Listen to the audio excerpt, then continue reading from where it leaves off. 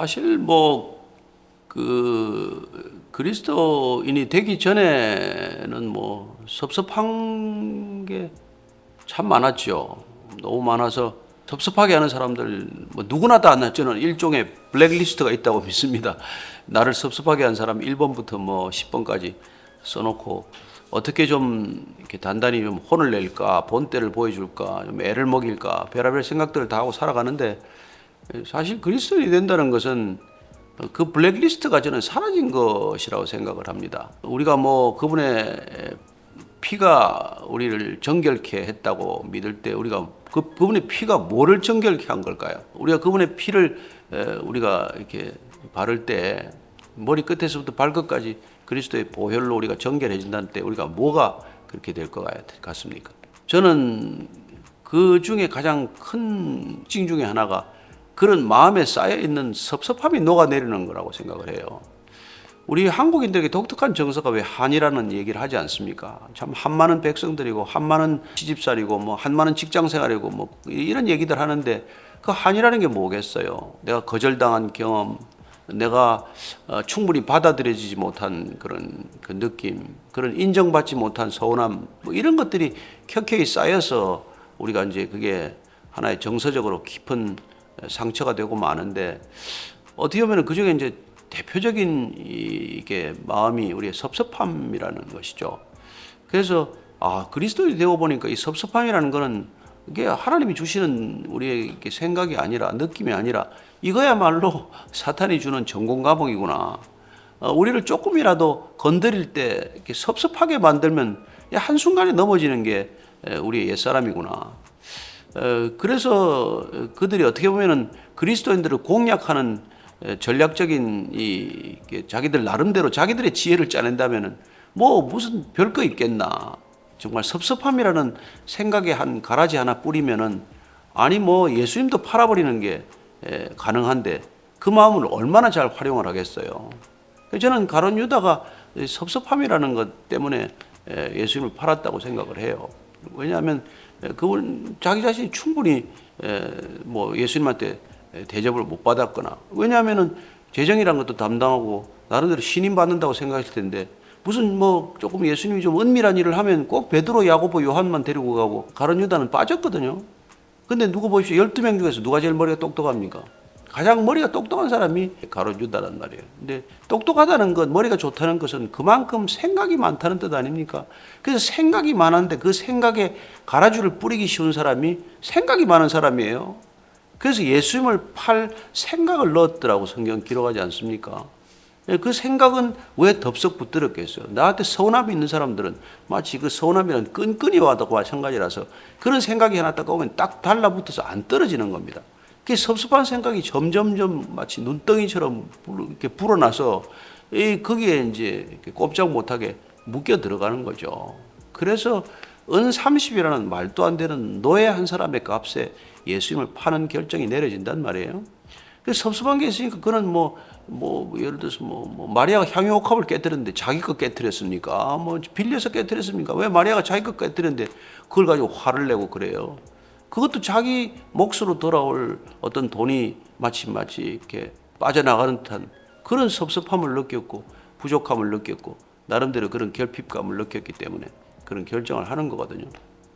가룟 유다나 이런 얘기만이 아니에요. 우리 누구나 다 그럴 수 있는 존재입니다. 우리가 직장생활 한다는 게 다 그렇죠. 또 조금 열심히 일하는 사람일수록 어떻게 보면 서운함도 더 많아요. 또 머리가 좋은 사람일수록 계산도 빠르고 또 그런 계산이 이렇게 빠를수록 서운함도 더 빨리 느끼게 되고 정확하게 느끼게 되는 거죠. 그래서 차라리 바보스러우면 계산이 늦을 텐데 똑똑하기 때문에 계산이 빠르고 계산이 빠르면 우리는 그렇게 서운함이 더 많은 사람이 되는 거죠. 근데 예수님께서 정말 네가 이 땅에서 내가 용서한 게 말이야 1만 달란트인데 너 그따위 계산해가지고 100데나리온 50데나리온 따져봐야 그게 무슨 소용이 있냐. 그게 사실 우리 마음에 와서 박히기 시작하면 우리는 더 이상 따지는 사람이 안 된단 말이에요. 섭섭함이라는 게 다 따져서 생기는 거 아닙니까?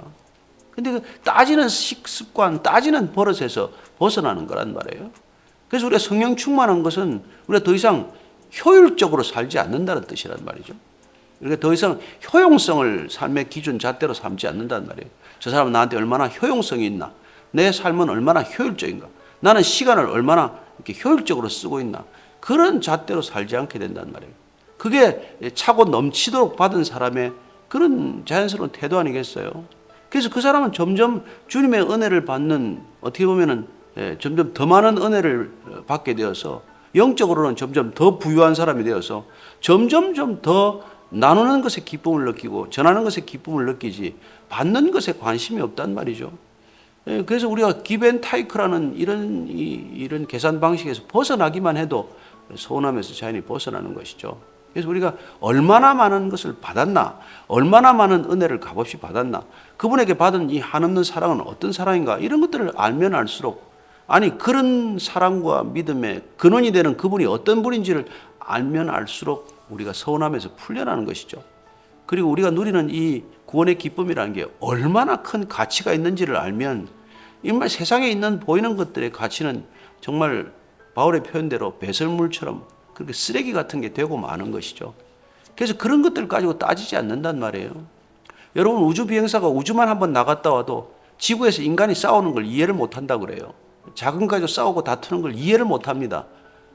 우주 밖에 나가보니까 지구가 한낱 아름다운 별에 불과한데, 아니 저 멀리 떨어져서 태양계만 벗어날 때 보면은 하나의 그 페일 블루 닷, 창백한 푸른 점 하나 지나지 않는, 여기서 싸우고 뭐 이렇게 뽑고 할 게 뭐 있겠어요. 그래서 더 이상 섭섭하면서는 풀려나는 존재가 되는 것이죠. 구원이란 그런 것으로부터 해방되는 것입니다. 따라서 진정한 우리가 그리스도인이 되었다는 것은 섭섭한 감정이 잠시 나를 이렇게 툭 건드려 볼 수는 있겠죠. 그러나 그걸 덥석 이렇게 붙들어 가지고 그 섭섭함을 묵상하거나 섭섭함을 기어이 이렇게 갚고야 말겠다, 그런 태도는 없어진다는 겁니다. 그래서 그리스도인이야말로 참 섭섭함 때문에 한이 맺히는 존재도 아니고 섭섭함 때문에 옹졸해지는 사람도 아니고 그런 것들로부터 정말 풀려나는 놀라운 자유를 경험하는 것이죠. 그게 저는 비그리스도인과 그리스도인의 중요한 차이점이라고 믿습니다. 네. 하나님 아버지, 얼마나 우리를 정확히 아는지, 우리 자신이 우리를 아는 것보다도 악한 영적 존재는 우리를 더 정확히 알고 있습니다. 우리가 어떤 약점을 지니고 있는지, 어디 걸리면 잘 넘어지는지 정확히 알고 있을 터인데, 그 약점을 툭툭 건드리기 위해서 정말 생각의 가라주, 생각의 나쁜 씨앗 하나 뿌리면 우리는 덥석 물고 그 감정들을 키워가면서 섭섭해하고 서운해하고 점점 분노하고, 어떻게 하면 이 억울함이나 분노를 갚을 것인지 풀 것인지를 묵상하는 악순환에 젖어들고 맙니다. 주님께서는 그 악순환의 고리를 끊기 위하여 너 1만 달란트 받은 자가 100데나리온 따지지 마라. 내가 그걸 따지면 나도 1만 달란트를 내게 갚으라고 요구하겠다 라고 말씀하신 것 기억하게 하셔서, 하나님 그렇습니다. 제가 얼마나 많이 바꿔서 이 작은 것들에 묶였는지 주님 깨닫게 하셨사오니 더 이상 이런 것들 따지지 않고 세상의 계산 방법으로부터 풀려나서 하늘의 계산 법칙에 따라 살아가는 놀라운 자유함이 있게 하여 주옵소서. 진정한 자유함을 누리게 하여 주옵소서. 예수님 이름으로 기도합니다. 아멘.